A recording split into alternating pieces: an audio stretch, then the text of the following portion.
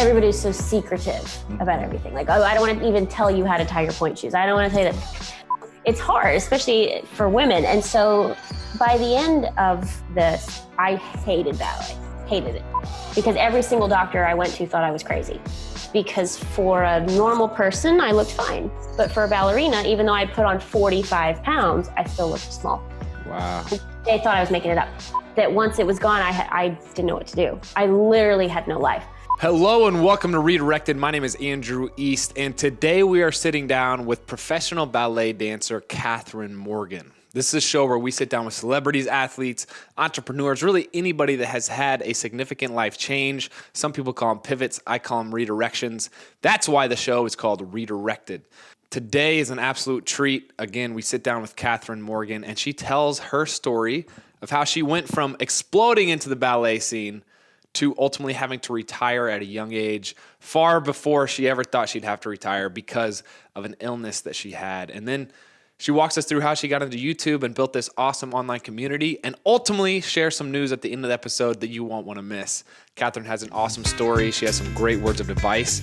I can't wait for you to hear this one with Kathryn Morgan. Kathryn, how are you today? I'm doing well. How are you, Andrew? I'm so good. Thank you for joining me. My pleasure. I want to start off here by talking about your hometown, which I believe is Mobile, Alabama. Am I saying it right? It is. It is, yes. I've been down there one time, and it's a good spot. I like Mobile. Yeah, it's very old South. People are great, up and coming with stuff now. But yeah, I grew up in the South. I'm a Southern girl. Lost the accent, but it comes back now and again. I'm so surprised you don't have an accent, because everybody else I've met from Mobile has super thick Southern accent. Oh yes, well I can put it on, and there it is. It does come out, especially if I've gone back and visited family.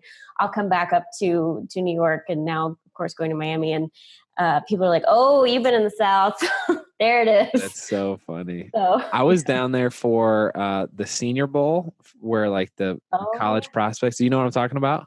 I do. I have actually, believe it or not, when I was 13, I performed at the Senior Bowl. No way. I did. Yep. At halftime. Wow. I mean, Mobile's got it going on. I like it down there. They do. They really do. That's funny. So I would love for you to kind of just tell us the story of your upbringing. I hear you were put in gymnastics at as a 2-year-old. Is that right? I was I think I started dancing first of all at 3. But during that time, during those early dancing years, my parents kind of, wanted to try out everything. Let's make sure this is what she wants to do. Mm-hmm. And then I was put in gymnastics at 3, 4, that kind of baby gymnastics. I'm sure you of all people know what that is with Sean. But, and I couldn't do it. I needed the movement. I needed the music. I needed the kind of lyrical dance aspect. But I did try gymnastics, and I have 0 upper body strength. So that did not work at all. But yeah, I started dancing when I was 3, and at 8, it's what I said, this is what I want to do. So what made you get to that point as an 8-year-old? I believe it's after trying everything, it's all I wanted to do. It's the only thing I liked. And then we went to New York for Thanksgiving, as you do. And we saw New York City Ballet's The Nutcracker. And I remember very vividly walking out of there going, I'm going to be up there one day. That's me. I'm going to do that. And my parents went, okay, great. Sure, go for it. And I ended up there. So it was that. For me, it's all I've ever wanted to do. I cannot remember a time when I wanted to do anything else. Wow. Dreams do come true, huh? They do come true. They do. Is there like a ballet school or something? Like, what's the best way that you can become a tier A ballet dancer? Well, there are different schools everywhere. I mean, big cities have very good schools, but my path was I grew up in Alabama, danced in Alabama very seriously. And there was a good school there, but it wasn't one of the big training facilities. Mm-hmm. And my goal was always New York City Ballet. And the only way you can get into New York City Ballet, it's the only ballet company like this, but you have to be a student of their school, which is the School of American Ballet. So I spent a couple of summers at that school training on scholarship. And then when I was 15, spending the summer there, they asked me to stay for the winter term. And basically it's like ballet school is like normal school, except you do ballet classes all day long. So I actually did high school online, got my high school diploma online, and went to ballet school all day long, where we had various classes of, your basic technique, and then you learn various ballets and you work on your artistry. They even had music classes, but it was all ballet based. So that's probably one of the biggest schools in the country, is School of American Ballet. But there's a really great school in San Francisco and Seattle and Miami, and so they have them everywhere. But my goal was New York, so that's where I went. And then at 17, I was hired by New York City Ballet. Wow. And I was only actually a junior in high school at the time. So I did my senior year of high school and danced full time at New York City Ballet for my senior year. That was interesting. Oh my gosh. Yeah, working 6 days a week, 10-hour days, dancing and trying to get a high school diploma. That was interesting. But if it wasn't for my father going, "You will finish high school," that would have been difficult. But it was a dream there. It truly was. So I'm happy to say that I was thinking back through all my ballet knowledge, just my extensive archive of ballet knowledge, which is about 3 facts. But you're my second ballet friend. And wow. I had another friend who, I think Kansas City has like a decent ballet.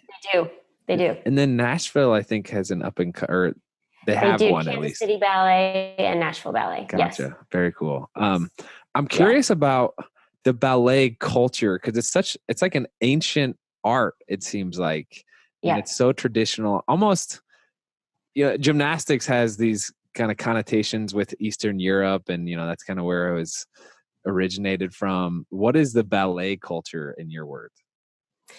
Ballet started in France a long, long, long time ago, in the French courts. And it was the reason I think it has that sort of stereotypical snooty vibe to it and very kind of elitist mentality. And it's one of the reasons we carry ourselves very straight up and down, is because it was for the elite class. It was for the rich society. And lots of jewels, lots of, big feather headpieces. And so gradually over the years, it kind of became this art form. They added the point shoes, and it kind of took off in Russia, especially with Tchaikovsky's music of his 3 famous ballets, Sleeping Beauty, Swan Lake, and Nutcracker. So it's actually the biggest in Russia, even though it started in France. And so it is kind of this, it's not a dying art form because we are moving with the times. But I think a lot of people don't know how to relate to it because there's no dialogue. Because, I've had many people come to the ballet and literally sit there and go, when are they going to start speaking? Because you just don't, as a ballet dancer, you don't. We talk all in mime, which is just hand movements and body gestures. And so it is a bit of an art form where people don't quite understand. Everybody understands music and singing. Everybody understands theater when they can go to a play and know what's going on by the script, the dialogue, and movies. But ballet is one of those things that a lot of people don't get, or they have a view of it and they think it's just pink tutus and tiaras. And they think, well, it's too girly. But I probably, in as many years as I've been dancing, only have worn a pink tutu on stage maybe 5 times. So it's not as, frilly as everybody thinks. But it's a very hard art form. I mean, it is incredibly physical. And the goal of ballet is to make it look easy, just like any other sport, is to make it look easy. But for us, we have to look almost, in some ballets especially, you have to look ethereal. You have to look like it's nothing. You're weightless. And that's the tricky bit. And I do think men in ballet get a bad, there's that bad rap of thinking, oh, they're all gay, oh, they're all feminine. They're not. There are many, many masculine men, many gay men. We have all different kinds of men, and they have to be even stronger than we do, because they have to lift, dead press us. They have to, look and make it look effortless. They have to jump. They have to turn. So it's incredibly physical art form, but I don't think a lot of people even realize it because we have to make it look easy. So if you think it's easy, then we're doing our job. I have so many questions that you just made me want to ask. First of all, what is the stereotypical ballet dancer look like? Is it a diverse, like everybody comes from different backgrounds, or is it like, ballet was not something as a Central Indiana guy. And I'm actually surprised from you from Mobile. It just doesn't seem like ingrained in the culture that, you're around. Not at all. Right. Yeah. It's football land down there. Alabama, Auburn, the whole thing. Yeah. And No, the very stereotypical dancer is thin, long arms, long legs, Mm-hmm. long neck.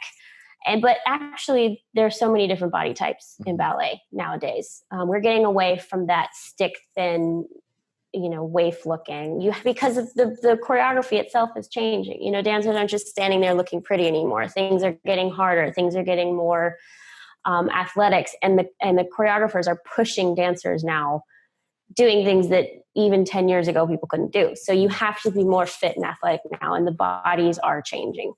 One of the big stereotypes of ballet dancers is that we don't eat, but I can honestly tell you we eat all the time because when you dance 10 hours a day, you have to eat. You can't, it's like being an Olympian. You have to eat.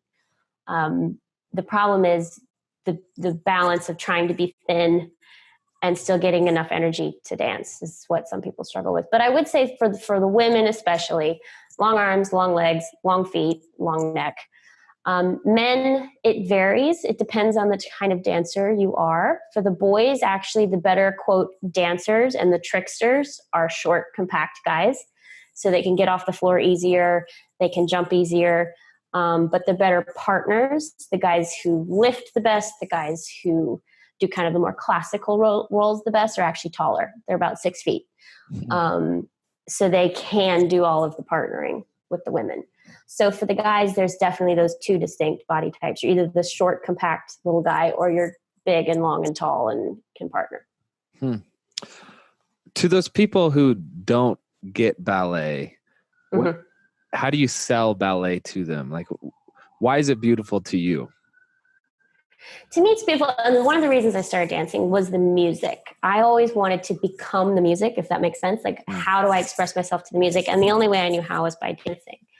And, they say with theater, people start to sing when words no longer are enough. And for us, it's people dance when singing isn't enough. Like, ballet and dance can take that emotion even further. And for people who have never seen ballet, I always say it depends. Your first ballet has to be a certain one. Like, I would never bring somebody to Sleeping Beauty if they've never seen ballet before, because it's 3 hours and incredibly long and can get incredibly boring. Yeah. So, you've never seen ballet, I would probably suggest a more contemporary evening where there's all different kinds of pieces on the program, because we will do that. There'll be like, a 45-minute piece, and then a completely different 30-minute piece, and then just a whole different evening. So you're not getting the same thing all night. Or a ballet that they know, like a story ballet like Romeo and Juliet. Everybody knows, even if you don't know the specifics of Romeo and Juliet, they fall in love, they die.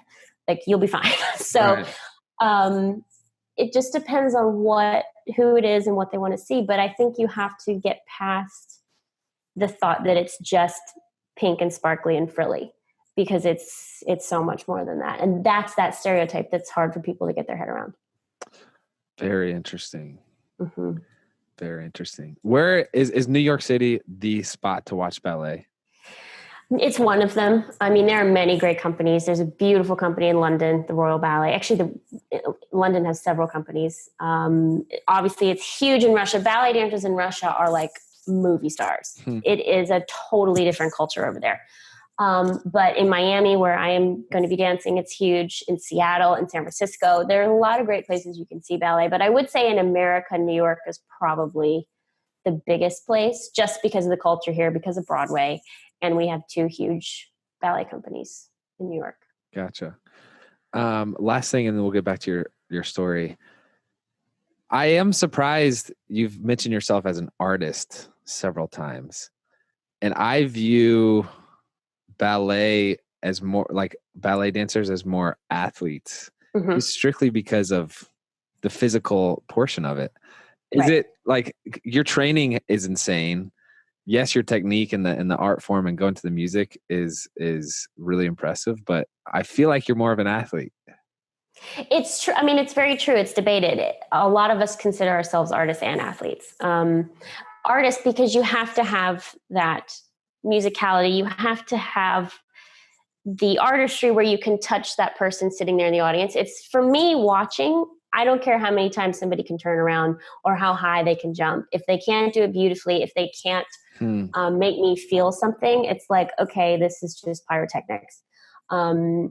So for us, what makes it different, which makes us not Olympians, is because we're not competing for medals. We're not seeing who can run the fastest or jump the highest. For us, it's about telling the story. It's also an art form. So that's why there's this fine balance of, are you an artist? Are you an athlete? You're both. Because you're right. Our training, we are athletes. It's actually, I don't realize how crazy it is until I have to explain it to someone else. And then I'm like, oh yeah, it's crazy. But no, for us, it's both. Well, thank you for your patience and explaining it to me. It does seem like there's some aspect of acting in there as well, with miming and conveying emotions. Right. I mean, especially if you do a story ballet. Obviously, there are many pieces where there is no story. It's just dance. But when you do a role, which is the roles that I'm best at, are the acting ones, like Juliet and Romeo and Juliet, you have to convey the character to the audience without ever saying a word. Wow. So it's all about facial expression. It's all about, body and eyes and, because you can't speak. So there's a huge element of acting in ballet. Wow. Yeah. And reaching the people up in the balcony in the cheap seats. They have to have just as good of a performance for them as the people up close.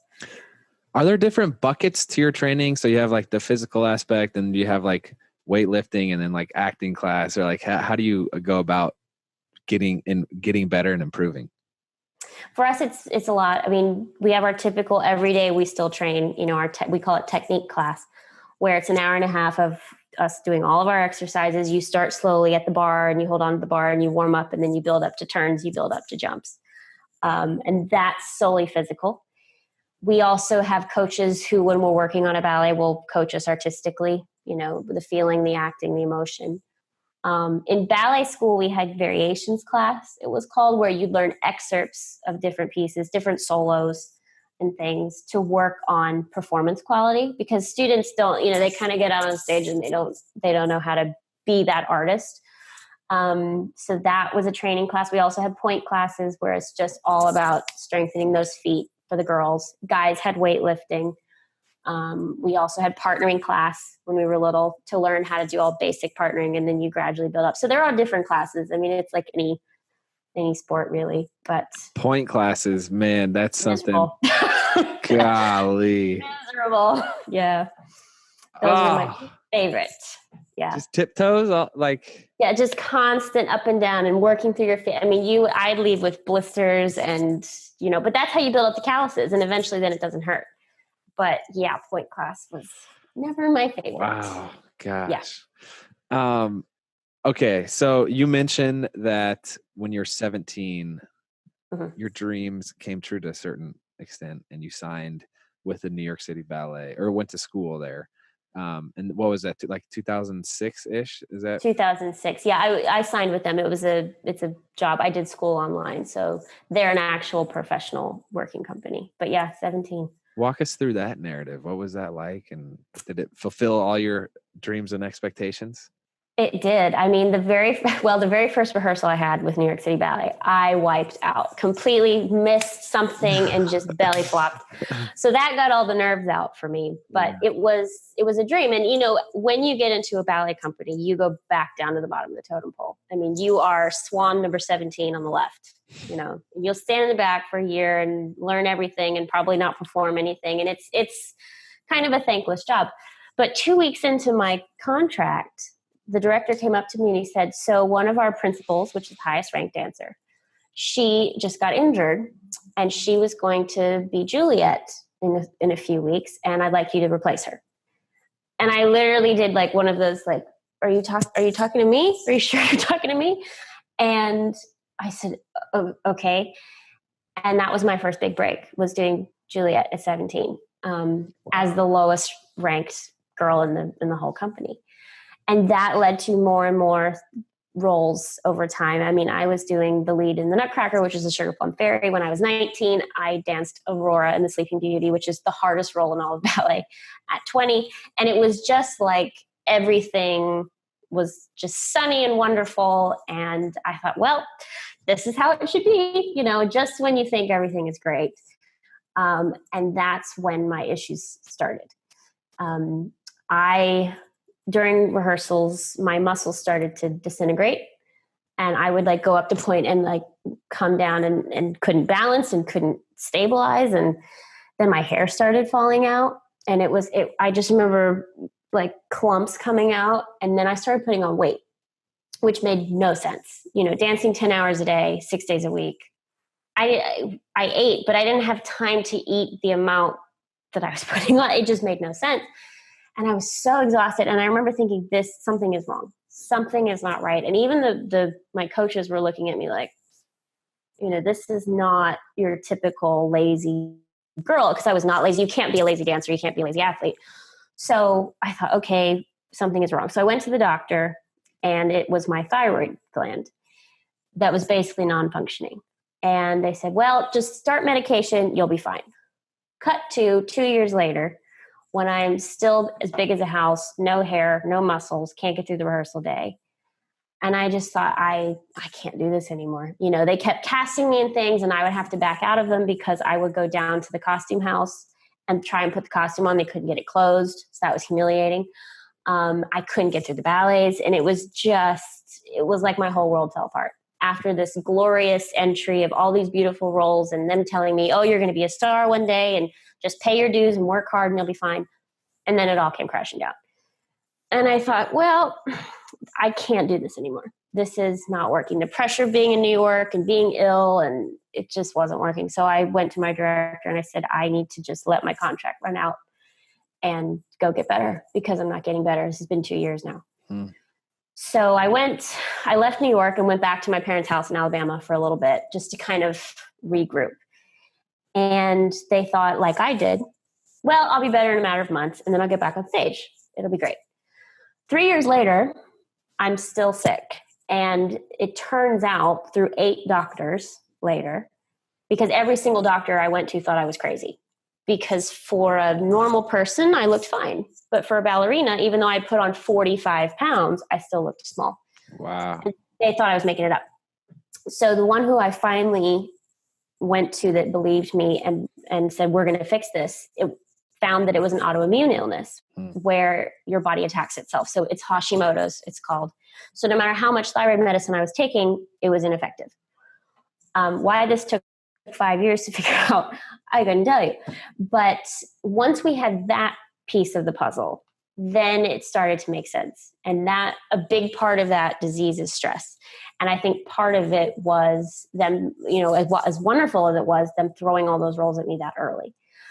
So I started to change my diet a little bit, just to avoid certain things that mess with your thyroid gland. And I started working on my stress, because the stress, while it was good stress, was insane in New York. I mean, it was just insane.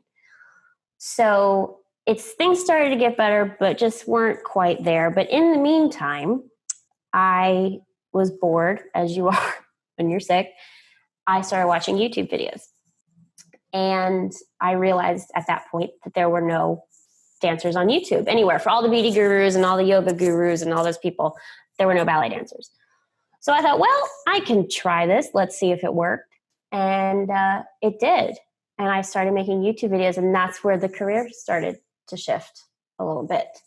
And while I was getting better, I was able to distract myself and feel like I was still relevant, because that was part of my problem. When you're that successful and then suddenly you just fall off the face of the earth, the rumors had started. People were like, was she fired? So it was partially a way for me to tell my story, and it was also a way for me to stay relevant in the ballet world. So that's when my career started to shift a little bit. So into YouTube. From being this classically trained ballet dancer into a YouTuber. Mm-hmm. Yeah. YouTube's great, isn't it? I mean, it's amazing. Yeah, it is, because it's essentially free TV. You can reach, if you're on the internet, if you have a phone, you can reach anybody, And a derivative effect of that is you build these little sub communities, these like, honestly, like families, like really is people who relate to your story because they're going through what you're going through, or know somebody that does. And it's like, it changed my life. I don't know how much you know about my story, but like, I was cut from the NFL, and here I was.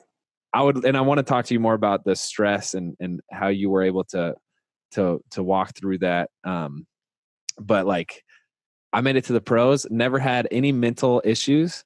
and I crumbled mentally, and I just literally couldn't do what I was brought there to do, because something in my mind switched. So I spent like 2 months just literally done. I was like hopeless. I didn't know what I was going to do. No team was interested in me. I signed up, I was like doing Uber driving, the whole thing. And then I started making YouTube videos, and like now it's the funnest part about what I do in my day. Aside, like football's great, but like YouTube has been so great for us. It's amazing. And you can help people. And that was my other reason of doing it, is that when I was growing up as a 12, 13, 14-year-old ballet dancer, everybody was so secretive about everything. Like, oh, I don't want to even tell you how to tie your point shoes. I don't want to tell you that. For me, it was a way of, okay, how do I help that 14-year-old version of me? What did I want to know at 14? What if I could talk to a New York City ballet dancer, what did I want to know? So then I had my content was there, how to tie point shoes, different ballet classes, what they eat, what it takes, the whole thing. And I realized that because I was an experienced professional, felt okay about giving this advice. I wasn't I think this is how it should be. I don't know. I feel like I was legit. But yeah, the stress in that level of dancing, I mean, it's unbelievable, because from the age of 17, you have to be a professional. Right. And it's a young career. Today's episode is brought to you by BetterHelp. If you've ever felt like there is something that interferes with your happiness or is preventing you from achieving your goals, BetterHelp has online counseling that is there for you. BetterHelp offers licensed professional counselors who are specialized in issues such as depression, stress, anxiety, relationships, grief, self-esteem, and more. You can connect with your professional counselor in a safe and private online environment. Anything you share is confidential, and it is so convenient. You can now get help at your own time and at your own pace. You can schedule secure video or phone sessions, plus chat and text with your therapist. If you are not happy with your counselor, you can request a new one at any time at no additional charge. Best of all, it's a truly affordable option. And for redirected listeners, you can get 10% off your first month with discount code EAST. That's EAST. So why not get started today? Go to betterhelp.com/East. You simply fill out a questionnaire that's going to help assess your needs, and you get matched with a counselor that you're going to love. Again, that's betterhelp.com/East, and you will get 10% off your first month. Today's episode is also brought to you by Cove. Anyone who's had a migraine knows that they are the absolute worst. And if you've seen any of our YouTube videos lately, you know that Sean has recently been experiencing migraines, and they're no fun for her, which means they're no fun for me. But the good news is that now it's a little easier to treat your migraine from the comfort of your own home, thanks to Cove. Cove starts out with a simple consultation by a licensed physician, and then the prescription that they determine is best for you is sent directly to your door. After your consultation, your doctor creates and tailors your individual course of treatment. Cove then reaches out a few weeks after to see how you're feeling. Cove breaks down everything you need to know about migraines and migraine treatment. A doctor who is licensed to practice medicine in the state you live in will be the one who prescribes your monthly medication and oversees your progress. All migraine medication prescribed by the doctors at Cove is FDA approved. So if you suffer from migraines, the last thing you need is to have to wait to see your doctor. With Cove, there's finally a way to get the help you need when you need it. And when you use my special link, you'll get your first month of treatment for free. Go to withcove.com/East. That's withcove.com/EAST. withcove.com/East. Have you ever seen the movie Whiplash? No, I haven't. Oh my gosh. I relate to it at my core. It's about this like drummer who goes to the best school and the expectations are so high. And anyway, he has this professor who's like just rides him, gives him the hardest time because he sees potential in him. And it ultimately just makes this dude crumble. And I'm like, gosh, like it is such this fine line of achieving great things. You have to have people that have high expectations, and you need to be in a high stress environment. But how do you not push that line is such a fine balance, you know? It's so true. It's so true, because I see all these incredibly talented kids come through the ballet school now. But if you don't have the mental toughness, if you don't have that die hard, like I can do this, they crumble all the time, because the teachers stand there and go, no, again, nope, not right. No, okay, well, never mind. And you see these like 16-year-olds just like dying, because I was one of them.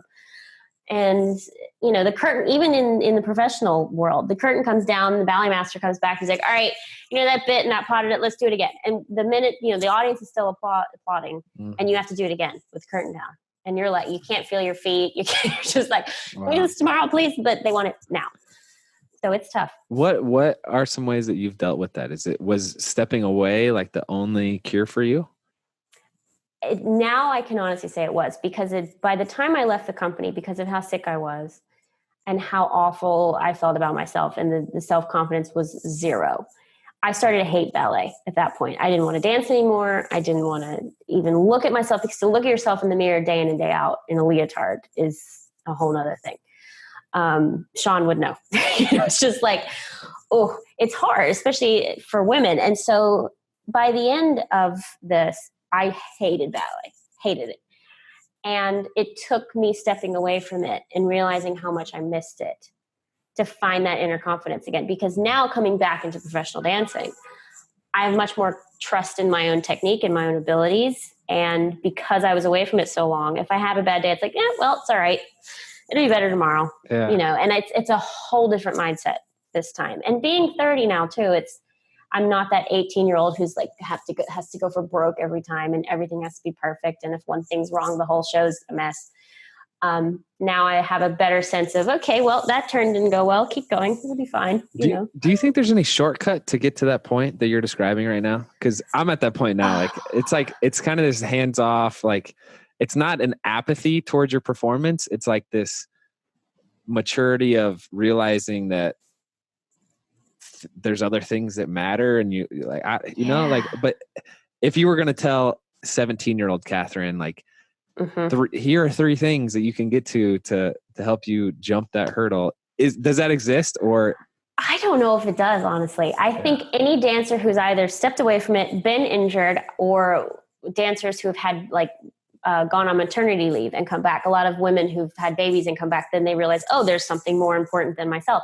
I think until you've gone through something, until you've had to deal with that injury or the illness or whatnot, I don't think you can get there. Because knowing myself, I could have talked to 17-year-old Kathryn until I was blue in the face, and I don't think I would have. I think I would have said, no, it has to be perfect. No, it has to be perfect. I don't think there's a way you can shortcut it. I really don't. Do you speak a lot on body image? A ton. You do? What's your message? It's so hard. One of the things with these young girls is they want to be thin so badly. And I actually think it's worse now because of Instagram and social media. And I'm so happy it did not exist when I was younger. As much as I love it, and as much as a part of my career now, these kids, they get obsessed with these Instagram pictures, and, she's tiny and thin and my feet have to look like this. They put so much pressure on themselves that they forget there is life outside of ballet. And that's one thing I learned. When ballet was taken away from me, I had put so much stock into it that once it was gone, I didn't know what to do. I literally had no life. So I remind them all the time, you remember, you're not going to dance forever. You can't ruin your bodies. Nothing is worth starving yourself for. Directors are not going to want starving dancers because you're going to get injured. You could blow a knee out at 17 and be done. It's hard. And then for women, especially if you want to have children later, you could ruin your whole reproductive system if you starve yourself, and then you're going to regret that. Yeah. So I try and have a healthy approach, is to say, remember, these pictures on Instagram are photoshopped. A lot of them are photoshopped. We can all edit through Facetune and all those apps, Yeah. So it's so important. My message is health over skinny. I really try and promote health over thinness. It's so important. Because it's so important. And it's so hard too, because again, 17-year-old me, all I wanted to do was spin. Yeah. I feel like you're in such a unique position to talk about that too, because from innocent or from an outsider's viewpoint in the perspective of ballet in the media and movies and how it's portrayed is like, you know, I mean, it seems like such a cutthroat culture. Yeah. And that being one of like the toughest areas where people get critiqued. It could just be, so hats off to you. Thank you. Thank you. It is cutthroat. I mean, it's as some things are taken a little too far, but it's still all very true. Right. With how it's portrayed. Yeah. One thing you talked about, and I want to revisit, is there's like this emotional toll you go through. I can't imagine what it was like for you to get this feedback from doctors saying like, we don't know what you're talking about. You don't have this illness, or we don't know why you have it. Like it's whatever they're saying to you. Then going to your family or your friends in New York and kind of being empty-handed when they ask you like, hey, how's ballet going? You know what I'm saying? Yeah, like right. That for me with football, it's like it's because you're in a career as well that's so highly publicized and it's in the public eye and people know what's going on. So when they ask you, how's ballet? It's so true. Dagger. Yeah. And then even going to the whole thing of telling people that I was leaving New York City Ballet. Why are you leaving New York City Ballet? Well, you know, and then having to explain and the whole thing, it's so hard. And then looking at these doctors, one even came into, I'll never forget this. He came into the room and he didn't even look at me. He like sat with his back towards me asking me questions. Wow. And I just thought, really? Because, you know, they're used to seeing these very, quote, normal people who are not professional athletes, who are, many of them are obese. And that to them is overweight, you know, not a ballerina who's put on 45 pounds for no reason. Right. So yeah, they did not take me seriously. They thought I was crazy. Yeah. Why did you move back to New York City after going back home? Because again, that's another emotion, like emotionally that'd be difficult to be in this place and you're used to having the schedule of going to practice and whatever. And how was it moving back? It was good for me to move back because I went through a rough, so long story short, I did the YouTube. It led to many, many other projects that I have. And at a certain point I got married and that did not work out. I completely had my heart broken, blindsided, the whole mess. And so after that experience, because of how traumatic that was, I thought, well, I need to do something now for me. I need to figure out what would make me fulfilled again. Because when you've been that led down a path and then lied to for that long, and then, you know, so I thought, well, I'm going to move to New York. I haven't been in a company in 7 years, ballet company for 7 years. So I was not in shape for those 7 years, but finally things started to happen and my body had healed itself. The illness kind of just worked itself out. One of those autoimmune illnesses, I still have to watch it, but once I can maintain it and be aware of things, it's fine. So I started to get back in shape and I thought, well, New York is the place for all the training because here is where, you know, the teachers will crack down on you and, you know, nope, again. So I thought New York is the place to be. So I just moved up here for me. I was making an income on the YouTube and all the other side projects that I have. And so it worked out. And through being here, I got back into full dancing shape. And in February of this year, I contacted Miami City Ballet because I know the director. And it's a beautiful company, incredible repertoire, great dancers, top 5 in the country. Wow. And I said, I don't know if you have any spots. I don't know what's happening with you, but I'd love to join the company if possible. She said, great, come down for a few days. So I did in February. And at the end of February, at the end of my time there, she said, you know, you're absolutely extraordinary. We're in the middle of budgets. I'll get back to you. We'd love to have you if we can. I said, great. So April 1st, April Fool's Day, so I was a little like, is this a joke? She calls me up. She says, I'd love to offer you a soloist contract with us. Love for you to. What? Yeah. So I was just like, oh my goodness. And it's been 7 years, which is a huge chunk of time, you know, for any athlete. It's basically a lifetime. And so as of April, I mean, I already have been down to Miami and done a few weeks with them. And that's why I'm moving on Saturday down to Miami to join Miami City Ballet. Oh my gosh. Yeah. What a story, Kathryn. Yeah, it's been crazy. I will say during those 7 years, those 7 years were not fun, you know. A lot of heartbreak, a lot of turmoil, a lot of looking at yourself going, what is happening to me? But now being on the other side of it, it's like, yeah, what a great story, you know, but going through it, it was rough, but I'm grateful for every single moment of it because it makes now rejoining a company that much more special, you know, because now, like we said earlier, now I appreciate it so much more. Now the little things that bothered me and having to be perfect all the time, it doesn't matter anymore. And now I'm actually enjoying it. I think part of my problem at New York City Ballet, because I was so young, thrown in the deep end, have to be perfect. As much as I love ballet, I didn't enjoy it half the time. I'd get off stage and go, okay, was it good? I don't know. And instead of getting off stage going, wow, that was fun. It was, please like me, you know. So now I have a whole different approach to it. Which it's so cool because when you get to that point, your performance improves a lot of times. Yes. You know what I'm saying? Like just it shows through whatever you're doing, your passion for it and your enjoyment of it. And like, I'm so excited for you. Thank you. When can we come see you? We start performances in October. Oh my gosh. Yeah. Wow. Yeah. We perform all year too. So just let me know anytime. Wow. Yeah. Advice to younger ballet dancers up and coming? My biggest advice and this is for anybody, is that everybody's path is different. Because one of the problems with being on YouTube is that I will say, oh, you know, I danced Juliet at 17. So I have kids that will literally write me and say, I haven't danced Juliet by 17. Am I going to fail? And I'm like, okay, you can't compare what I did to what you're doing. Because at 21, I got sick and left. So you maybe don't want my path, even though I danced Juliet at 17. You're not going to necessarily want my path. Everybody's different, you know. Some dancers did roles earlier than I did. Some dancers took 10 years to get a big role. So you have to remember that whatever path you're on is the right one. And, you know, everything happens for a reason. And so your path is yours. And don't compare because you'll make yourself miserable. If all you do is compare, you won't actually enjoy your own career.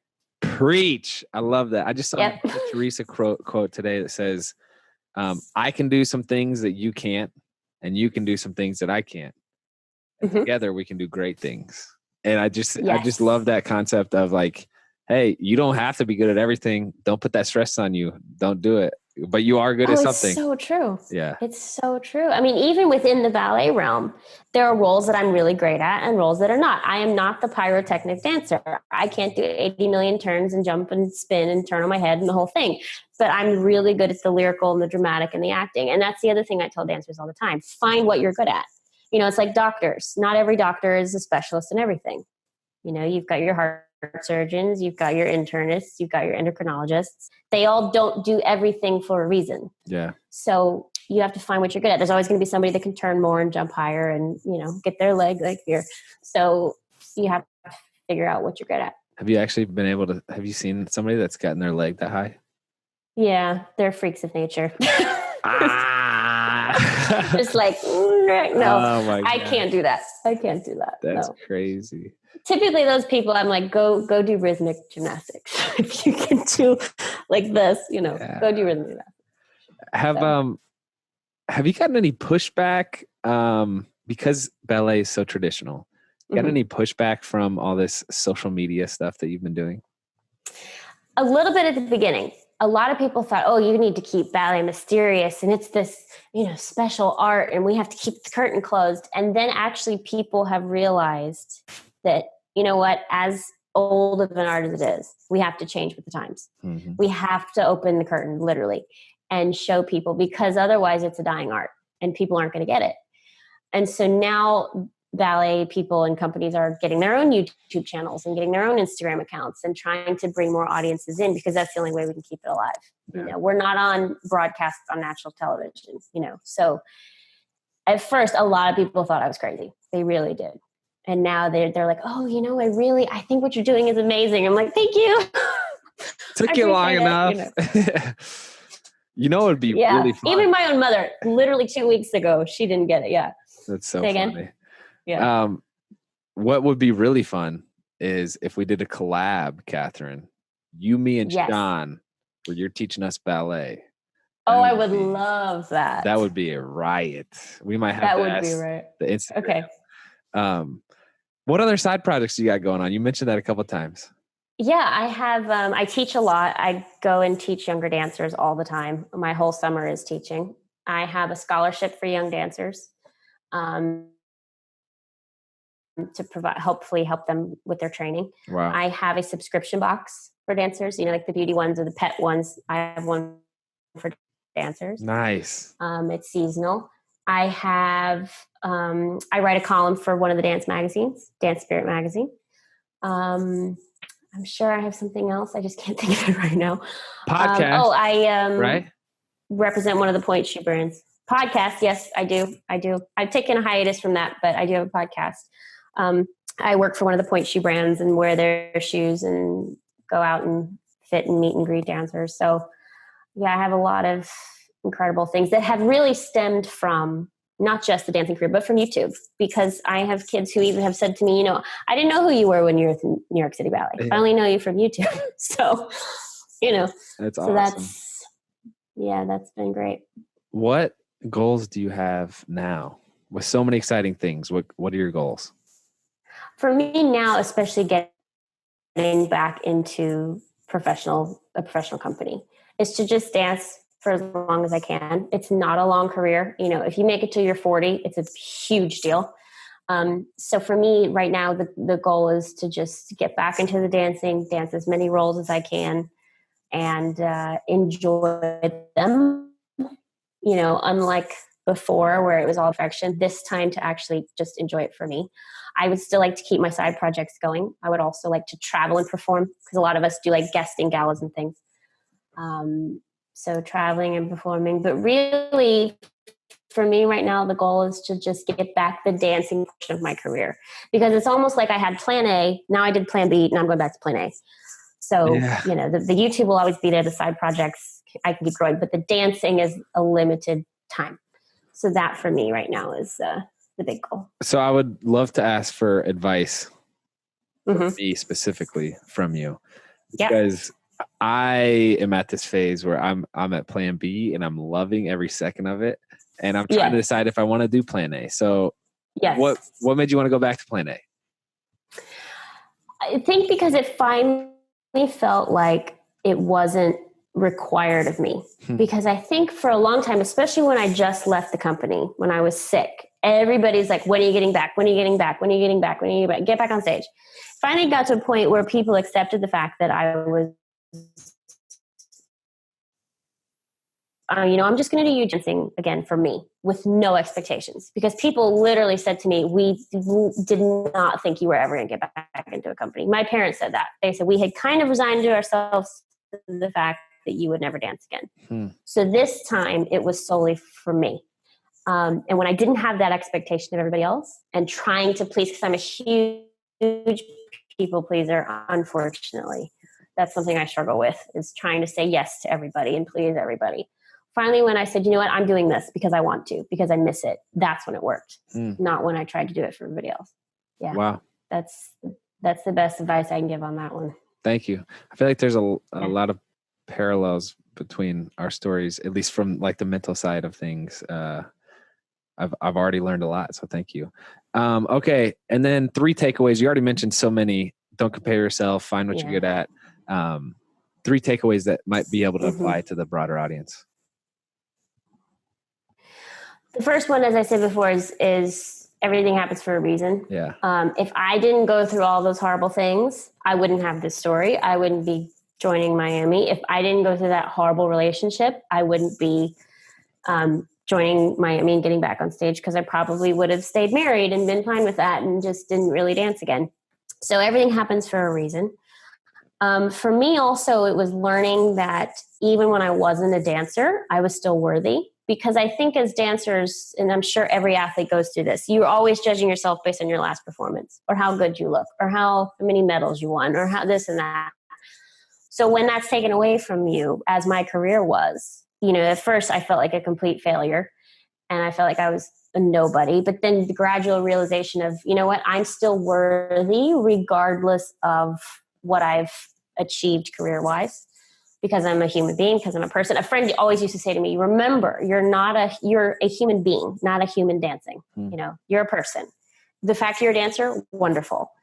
But you're worthy because you're you, not because you're a ballerina. And then I think also for me was knowing that I could stand up for myself. As I said, I'm a big people pleaser. And trying to say, yeah, I'm going to do this for me. And I'm going to go down this career path when people thought I was crazy. And, you know, I have this dream, and stick to the goal and stand up for yourself. And even if people think you're nuts, you know, if you believe in yourself, you'll succeed. Wow. Last thing, I know that was supposed to be closing, but oh, that's okay. You mentioned this relationship that was toxic. It sounds like very. How it's hard to realize a toxic relationship when you're in one. How are you able to work through that and identify it? Well, it's one of those things that, you know, whenever you're in a toxic relationship, it's never like boom toxic. It's very slow. It's that gaslighting kind of boiling frog. My father used to say boiling frog theory. Very slowly, till by the time you're done, you think you're the one that's crazy. And, you know, he was unfaithful and married all of 10 months. And then I found out that the whole thing was a lie.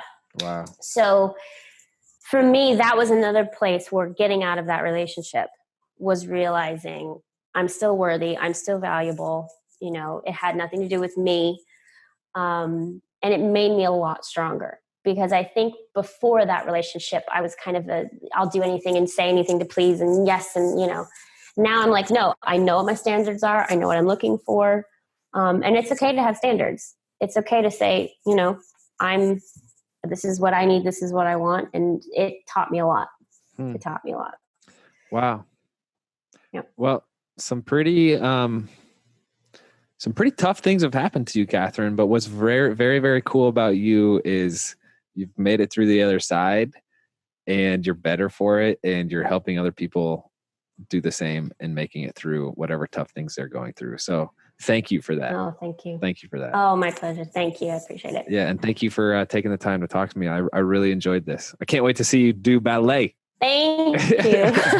Come anytime. And I'd love to teach you and Sean on a video. I think that would be great. Let's make it happen. That would be so much fun. Let's do it. All right. Let's do it. Thanks. Yeah. Thanks for the time. Thanks, Andrew. If you haven't yet, please make sure that you subscribe to the podcast and leave a review if you feel called to. It really helps the show out. And I love having a new audience. I love hearing what you guys think. And I love having you come back every single week.